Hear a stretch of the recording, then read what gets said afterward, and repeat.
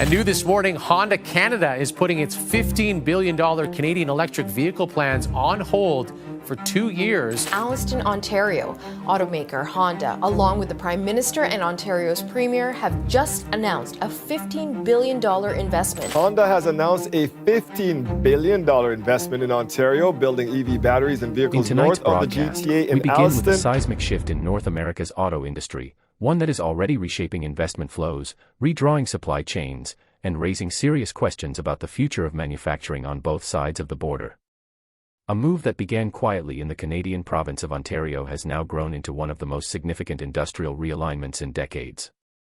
And at the center of it all stands Honda, a company facing pressures unlike anything in its history. The announcement in a list, just north of Toronto, came with unusual political weight.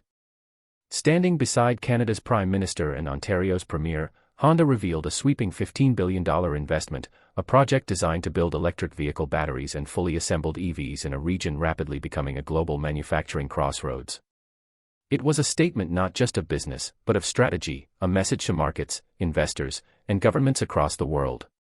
But to understand why this matters, and why it has captured the attention of economists from London to Washington, we must first look south of the border.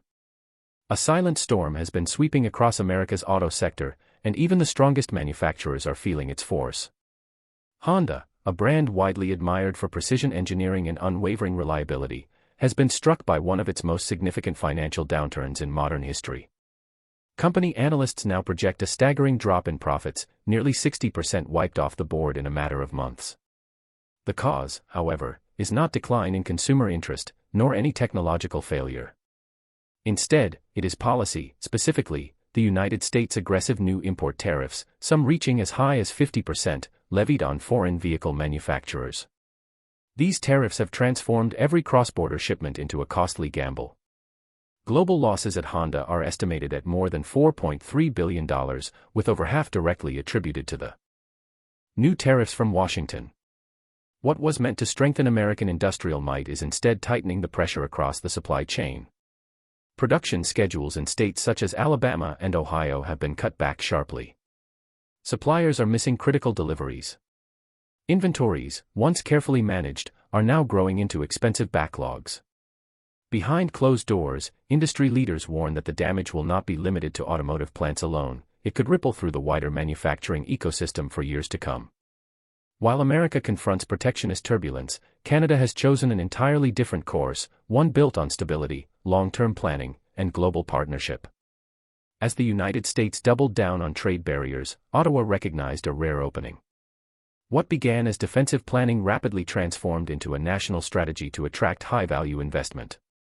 And so, in mid-2024, Honda made its most significant Canadian move in history, announcing an $11 billion electric vehicle complex in Ontario. This would include a next-generation EV assembly plant, a cutting-edge battery production facility, and 2 additional factories for key battery materials in partnership with POSCO Future M and Asahi Kasei Corporation. This was not a short-term workaround to escape tariffs. It was a full-scale reimagining of Honda's North American presence. When operational, the Ontario complex is projected to manufacture around 240,000 electric vehicles each year, supported by 36 gigawatt-hours of battery capacity. Production is set to begin in 2028, a milestone not just for Honda, but for Canada's industrial evolution. For investors, this was more than expansion. It was a profound expression of trust. In an era defined by unpredictable economic policies, trust has become one of the rarest and most valuable commodities. Economists now describe what's emerging in Canada as a replacement ecosystem, a stable alternative for global manufacturers. Seeking predictability in a world increasingly shaped by trade friction. The impact was immediate. Within months, major players including Toyota, BMW, and Hyundai began reassessing their long-term strategies across the continent. The logic of modern manufacturing has shifted. No longer is it enough to be physically closest to the largest market. Success now depends on operating within the most politically stable one. And for many, that has meant shifting focus north to Canada or south to Mexico, where investment frameworks offer clearer, longer-term certainty. Honda's choice of Ontario was deliberate. The province sits at a strategic convergence point, deeply integrated with the vast U.S. consumer market while maintaining direct access to European and Atlantic trade lanes. Recognizing the moment, Canada's federal and provincial governments pledged nearly $5 billion in support, structured not as a bailout but as an investment partnership. Ottawa also launched major incentives, including a 10% tax credit for EV supply chain development and a 30% credit for clean technology advancement, benefits that, unlike similar U.S. initiatives under the Inflation Reduction Act, have faced far less political gridlock. This calculated approach is paying dividends. Ontario, a region once primarily known for traditional vehicle assembly, is now transforming into a continental center for advanced manufacturing and clean technology. And at its core lies Honda's new 21st Century Complex in a list. The project is expected to create more than 1,000 new direct jobs and thousands more across logistics, construction, technology, and materials. When fully staffed, Honda's Canadian workforce could exceed 5,000 employees, reshaping the economic landscape of southern Ontario. Through coordinated partnerships with POSCO Future M and Asahi Kasei, Canada has achieved something remarkable. It has built a fully localized EV battery material chain, a goal once considered out of reach. Every major component, from cathodes to separators, will be produced domestically. This reduces reliance on overseas suppliers, lowers costs, and strengthens Canada's position as a strategic manufacturer.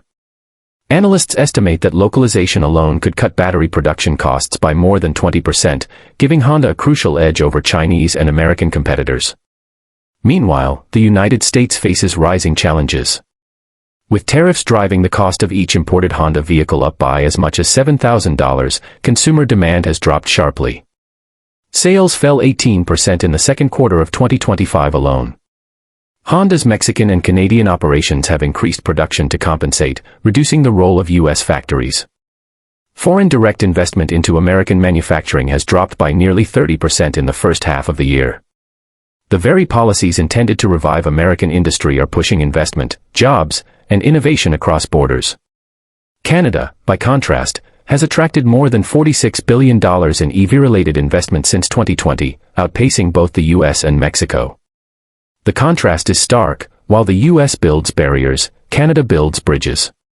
One isolates. The other collaborates. And in the interconnected global economy, collaboration almost always wins. Yet Canada's path has not been entirely smooth. In 2026, Honda announced a 2-year delay to its EV project. The slowdown in global electric vehicle demand, driven partly by China's oversupply of low-cost models, forced the company to adjust its timelines.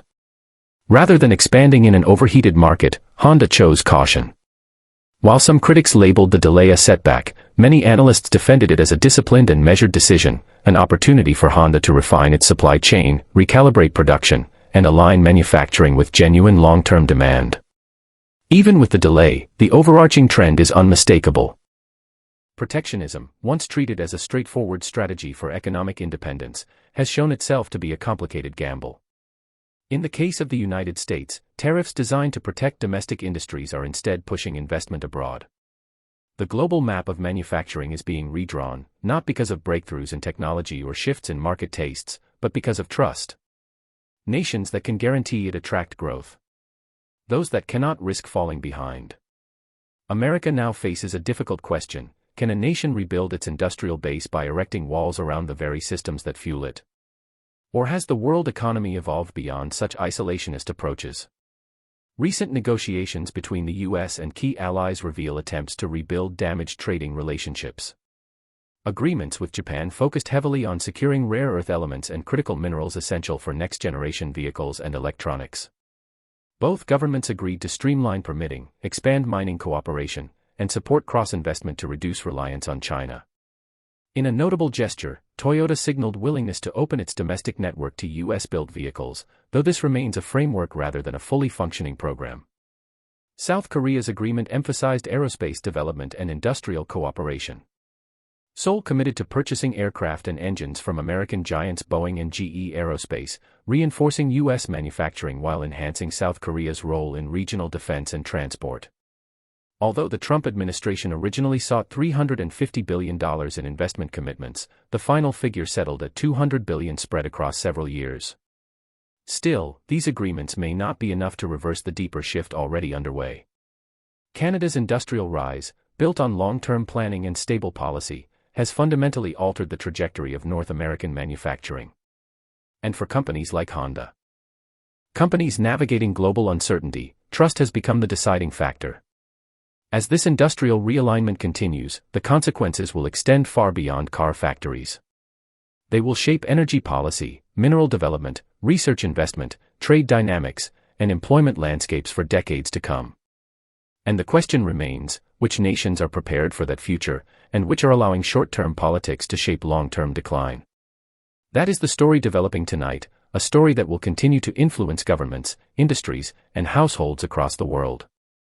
For now, the contrast is clear. While the United States tests the limits of economic protectionism, Canada is positioning itself as a stable anchor in an uncertain world. And Honda's monumental move into Ontario may one day be remembered as the moment that balance of industrial power quietly began to shift.